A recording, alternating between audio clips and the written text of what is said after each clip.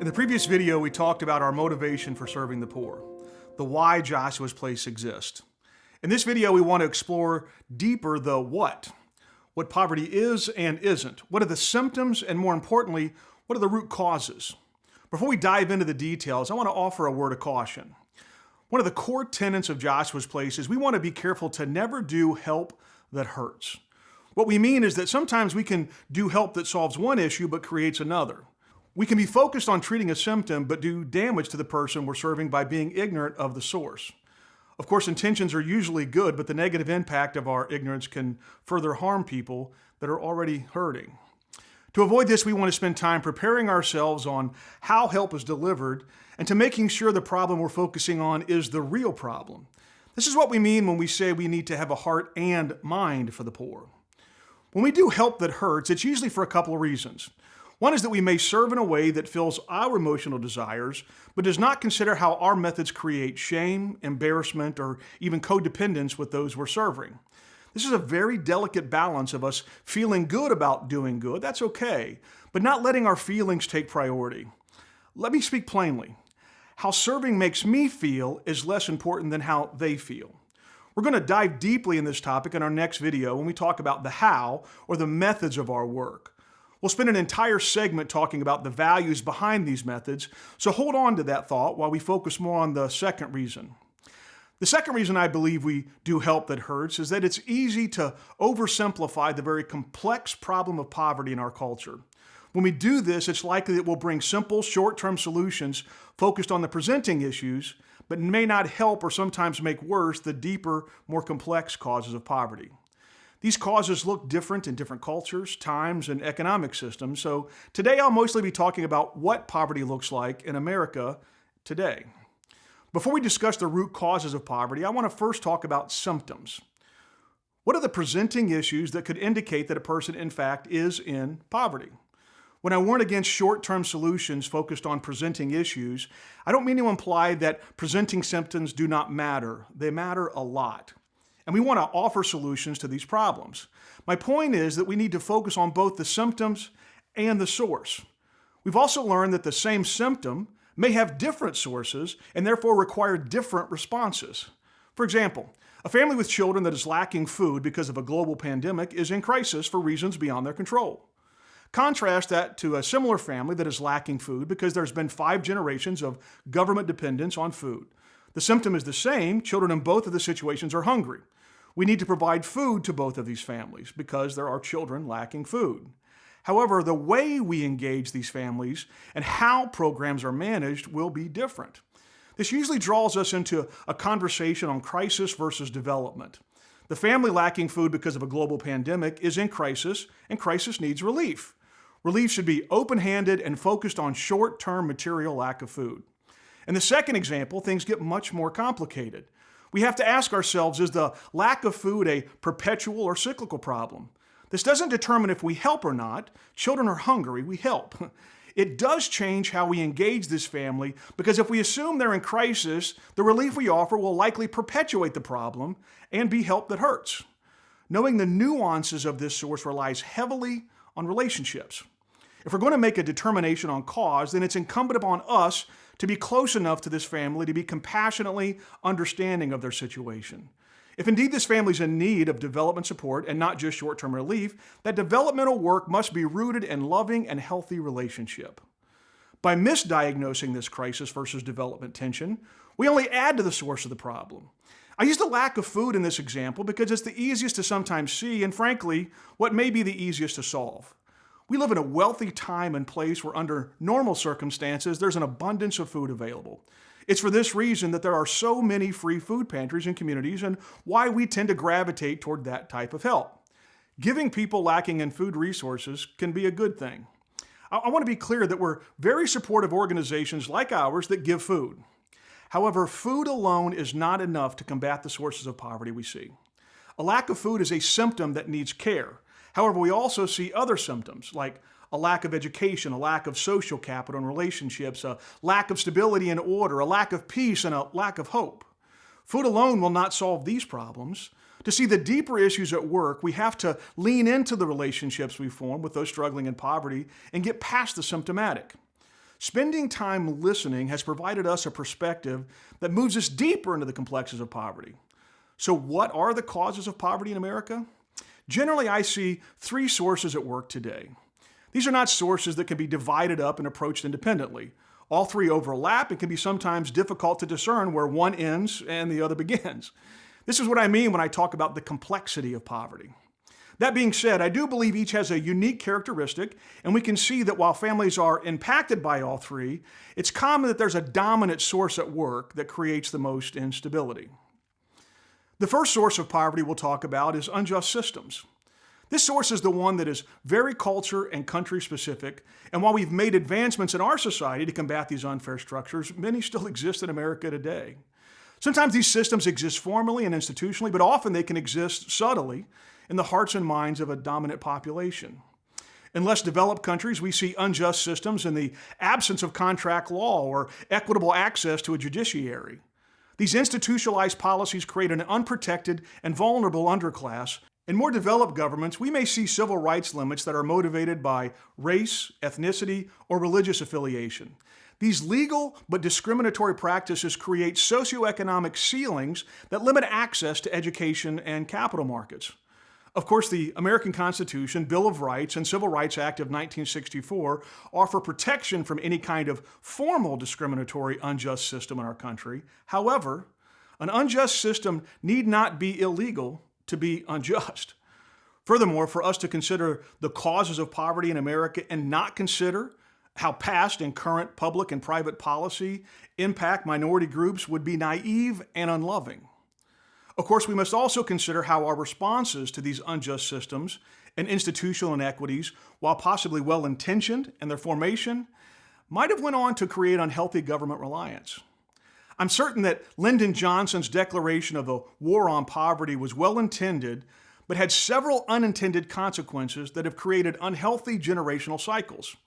The political nature of public policy has often left the poor as a pawn of convenience between a two-party system often more concerned with votes than with economic freedom of the oppressed. This has created several decades of polarizing public policies that swing between an unhealthy extremes of a liberal indulgence and a conservative indifference. I'm not trying to be political in my opinions. I'm simply making the point that when it comes to the American political system's relationship with poverty, there's plenty of blame to go around. I'm not proposing we throw the baby out with the bathwater on government policy. I believe there's good that can be done through a social welfare system. I'm also certain there are limits to what government can do to help. That being said, I believe Christians have an obligation to speak against any policy or practice that discriminates, oppresses, or exploits the poor. We should also advocate and give voice to the vulnerable that are being harmed by these unjust systems. The second source of poverty, generational cycles, can be closely related to the first. I want to first say that we recognize that poverty can be circumstantial, meaning circumstances change, leaving a person or family economically vulnerable. Someone loses a job, a medical crisis, or a disruption in the family structure can send an otherwise stable family into instability. For these situations, we find supplemental resources help bridge the gap while the circumstances that cause the disruption are abated. Situational poverty is a problem, and we're quick to get involved and help. However, in our years of working with the poor in America, we found that the vast majority of poverty we confront is cyclical or generational. It is often the case that the person we're helping is several generations deep in government dependence. They or none of their families have known sustained sustenance and see outside resources to provide food, shelter, and health care as normal, and even expected. In these situations, poverty is very much a mindset, as the person trapped in the cycle has no expectations or even hope of their children's future being different than the parents' past. Generational poverty is not resolved by more free resources. While on the surface there appears to be a crisis in need of material resources, under the surface we find decades of unspoken, dysfunctional, and often abusive patterns that perpetuate the cycle. In our work with those suffering from chronic addiction and poverty, we see that hurt people hurt people, and the impact of these broken relationships yield future generational bondage. This reality focuses less on relief and more on development. Now, this is messy. It's unpredictable and often frustrating work as we immerse ourselves in the lives of these family systems. We run the danger of bringing our naive middle-class mindsets into a world and value system not built on growth and achievement, but on basic survival. This work is not for the faint of heart, and it's why we spend so much effort preparing you for the very predictable problems that come from ministering in such unpredictable circumstances. These generational values and systems have taken decades to form and will not relent overnight. This is why we must be committed to long-term and sustainable ministry. It's help that cannot be forced. The key is to find the generational disruptors that have subtly self-identified, and they want a different and more free future for themselves and their children. We want them to know that the unjust systems and generational cycles they were born into are not their fault, but as adults, they do have responsibility. That leads us to the third and final source of poverty that we're going to talk about today. If I haven't already offended your political affiliations with my previous comments, I'm sure to create some tensions with many on this next topic. I'm guessing there's going to be many shouting amen on this topic and still others that might accuse me of blaming a victim. I understand both responses, and I'm going to work very hard at trying to keep this topic in the context it deserves and not as a standalone issue. If you'll remember, when I opened this discussion, I talked about oversimplifying complex problems and how the three sources of poverty are often interwoven. This is especially true of this final topic. It is completely built on the first two, and in my opinion, it's the most important. Not because the severity of the impact is more or less important than the others, but because it's the most actionable. What I mean is that there are limits that I personally have to unjust and generational systems. The values that perpetuate them may not be in my control, or the personal impact is more historical, and I can't change the past. What I do have is today and my response to the world around me. This is why I identify the third source of poverty and a key to getting out of poverty as personal choices. Let me first say that when we create expectations of the impact of personal decisions, we have to account for the individuals we serve with some type of diminished capacity.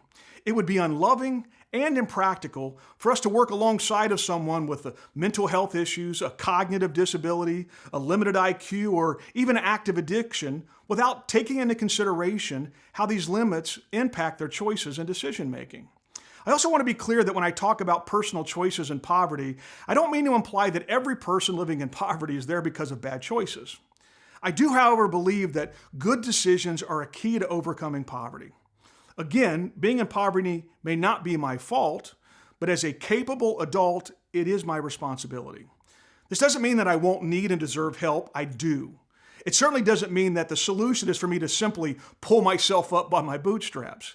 It does mean that to change my future, I have to change me. Transformation is at the center of our work. It is for this reason that I believe the work of serving the poor is best done by the local church. Not because that we are here to impose a religious moral code on anyone, but because we understand transformation and the impact it has on our futures.